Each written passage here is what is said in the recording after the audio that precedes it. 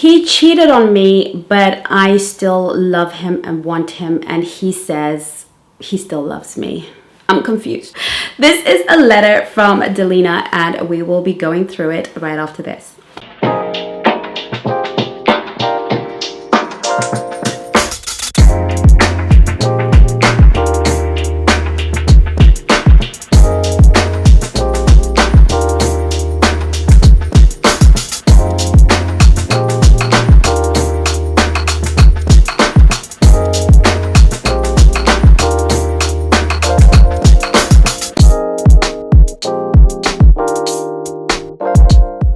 Hello and welcome back. So as you know, I'll be covering Coach Magdalena on Mondays or for as long as I need to. And today we're going to be talking about Delena's question, which is really common. And thank you, Delena, for allowing me to use your letter to really help all the other women in the academy. So let's get started with this, shall we?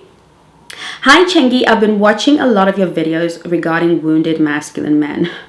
I just got out of a relationship with a wounded masculine man and I still love and care about him.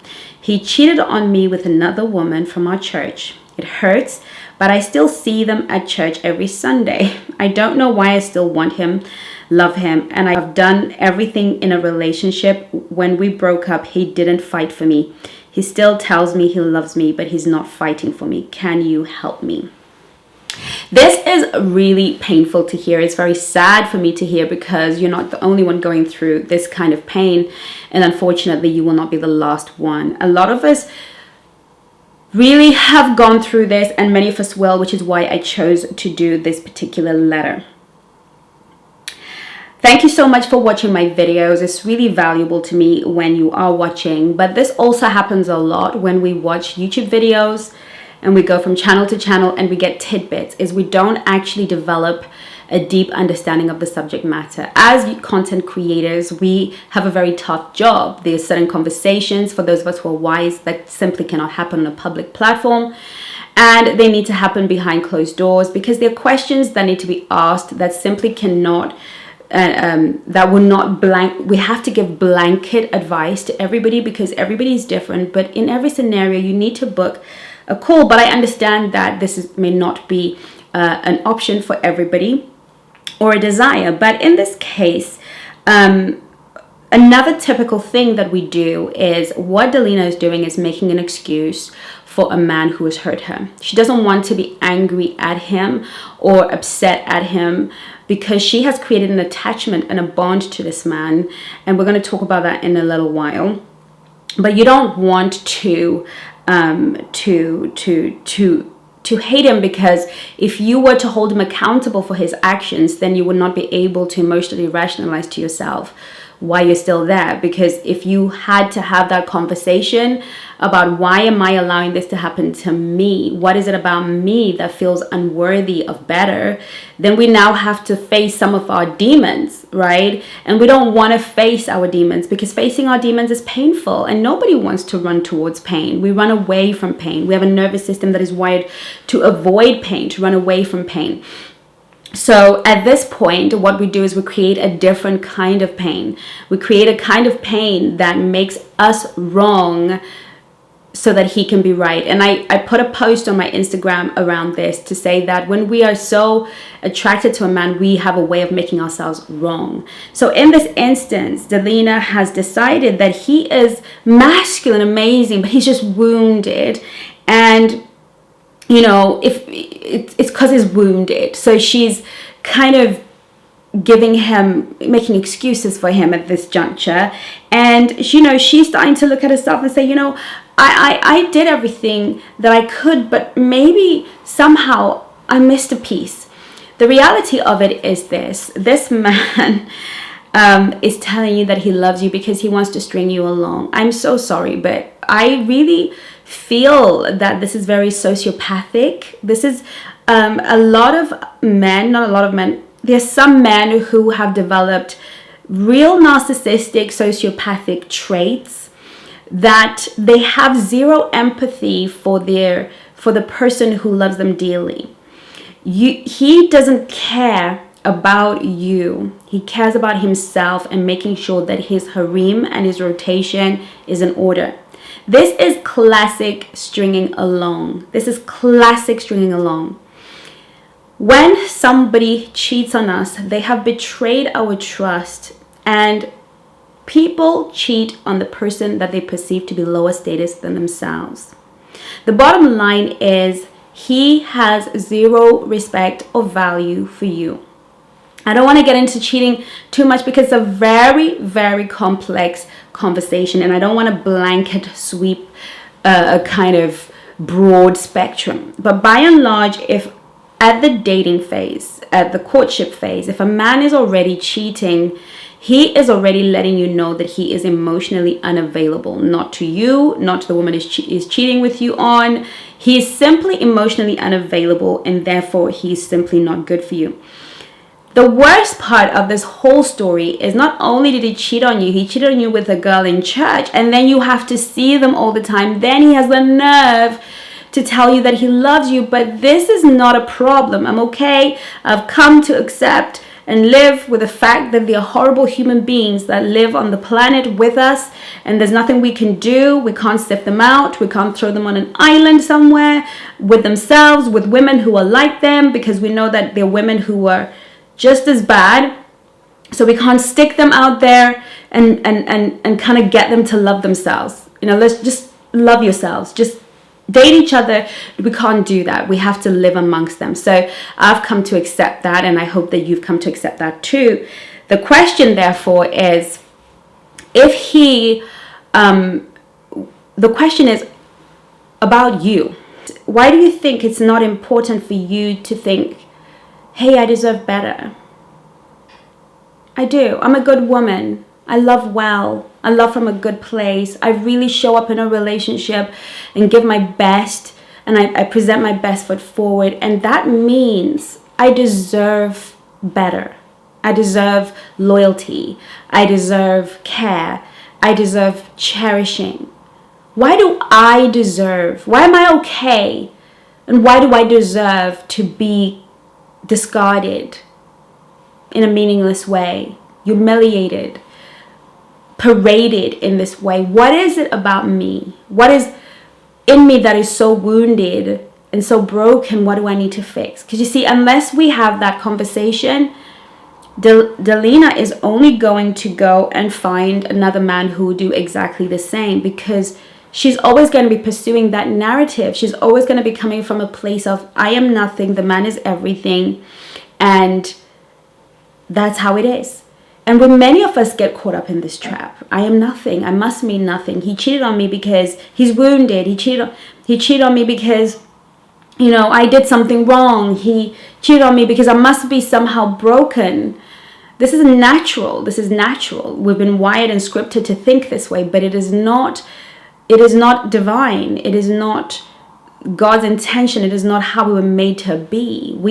This is what my friend R.C. Blakes calls a broken consciousness. This is not how we were created. It's not a consciousness that we were created to have. We're supposed to have an inbuilt consciousness of our value and our worth, and the ability to walk away when anyone shows us that they do not value us as a person. And we should be okay to say, no, you are the broken one because you cannot identify value. You are the low value person because you don't know how to fight for what matters. You don't even know what matters long enough to fight for it. And many of us as women have been scripted to believe this. And these are to do with your childhood traumas, your childhood scripting, your childhood wounds, your childhood conditioning. This is all to do with the stuff that you grew up with and how you have re-traumatized yourself through multiple relationships. And many of us simply will watch this video and do nothing. We won't seek the help of a therapist. We won't seek the help of a coach. We will not pick up the phone and call a coach. We will not join the Black Swan Nation where you will get support. We will just simply watch it and think, okay, I'll do different next time. But we don't do different until we be different. We always act out of who we are. You cannot act in opposition to your nature. Everything that you do comes from your nature, comes from your core, comes from your programming, everything you do. And so at this point, I'm more interested in why she believes this is the case.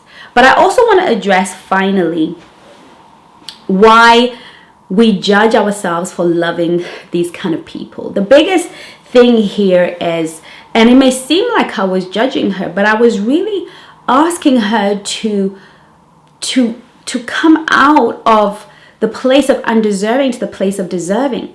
Not so much judging her. The truth of the matter is, no one is above deception. No one is above, even I can be deceived. I say this on this channel, and I will say it again.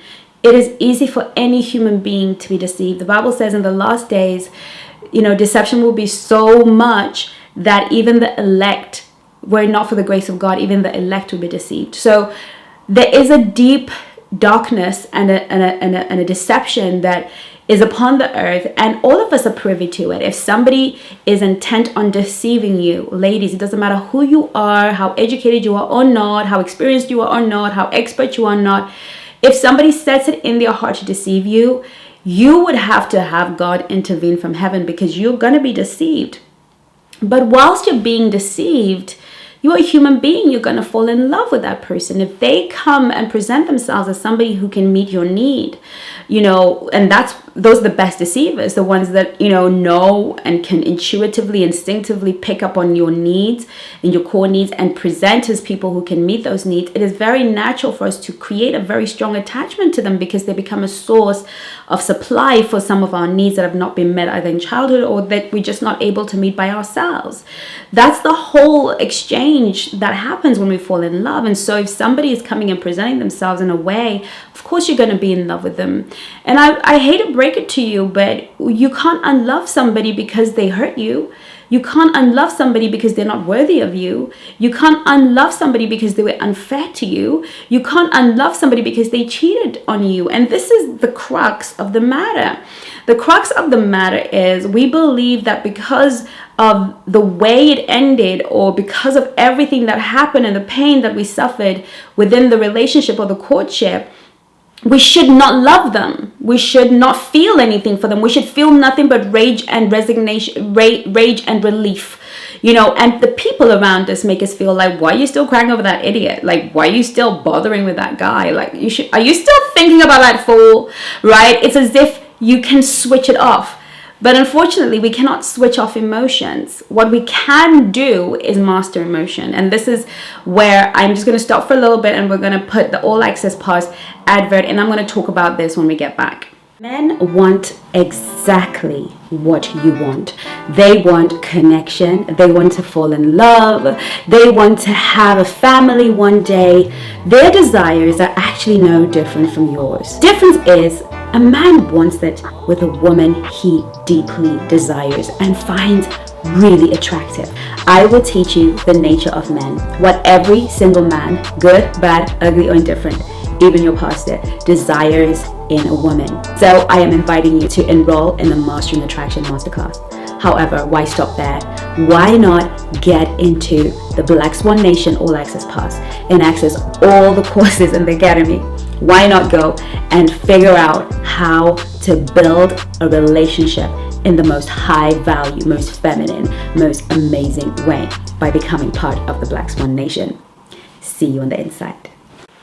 Okay, now that we have watched the All Access Pass, there is a course within the Academy, which is the Emotional Mastery class. And I talk about how to master emotions. The key is not to get over him in less than 60 seconds.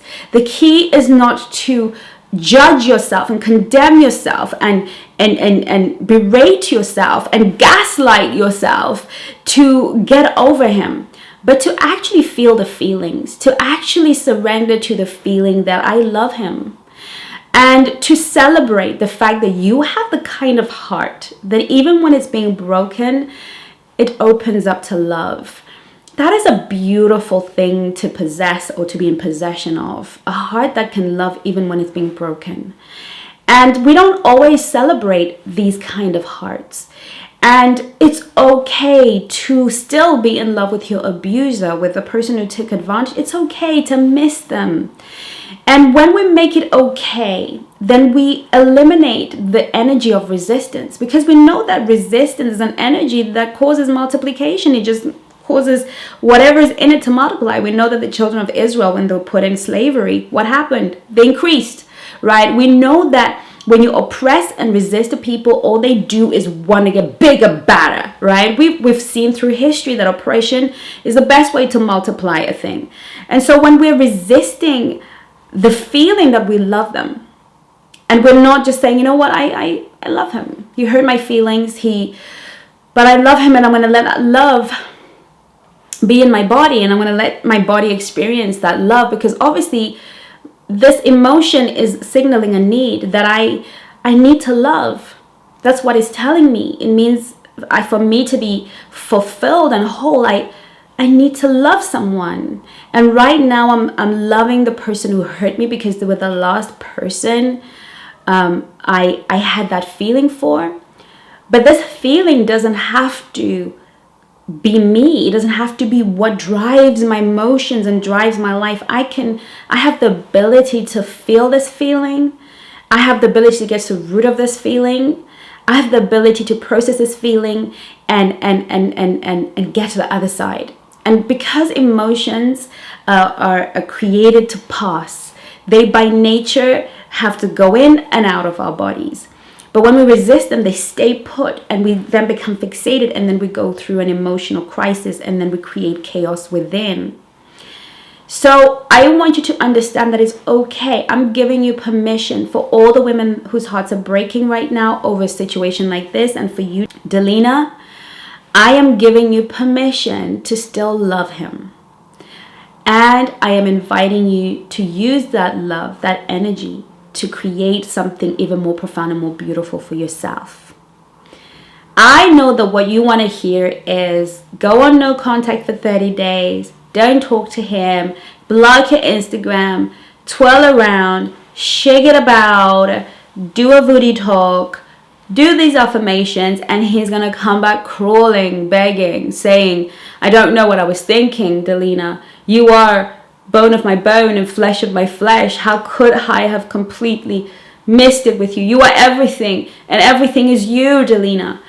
I know that's what many of us would want to hear. That's what I've wanted to hear when I've been in a situation like this. I just wanted him to knock on my door and say, look, I messed up. I'm sorry. You're the one for me. I want to make us forever. Because we see it on Hollywood movies, and we see it and hear about it, you know, on Instagram or whatever. So we feel like, why can't that be me? Why can't I be wanted by the man that wants me? But all of that is really not the truth. It's not how life works. How life works is love is beautiful, and it is profound, and it is meaningful, and it is lasting when I love you and you love me back. And until we find people that we're not just capable of loving, but who are capable of loving us back to the same degree, we haven't found the one. That person is not our person. And I love something that Matthew Hussey said. He said it's okay to grieve the loss of the potential of what could have happened with this particular person, but it's not okay to grieve for them as though they were the one, because the one is the one that gives that same energy back. That's the one. And you have to believe in abundance and not live in scarcity. You have to believe that if this person isn't the one, how much more and how much more amazing is it going to feel when I find somebody who feels about me the way I feel about them? How amazing is that going to feel? And I'm going to leave that with you, Delena, and I'm going to leave that with you. And I hope that this video really helped you process some of your pain if you're going through this. And let me know if you're enjoying this series so that we can continue it. And in the meantime, take care of you.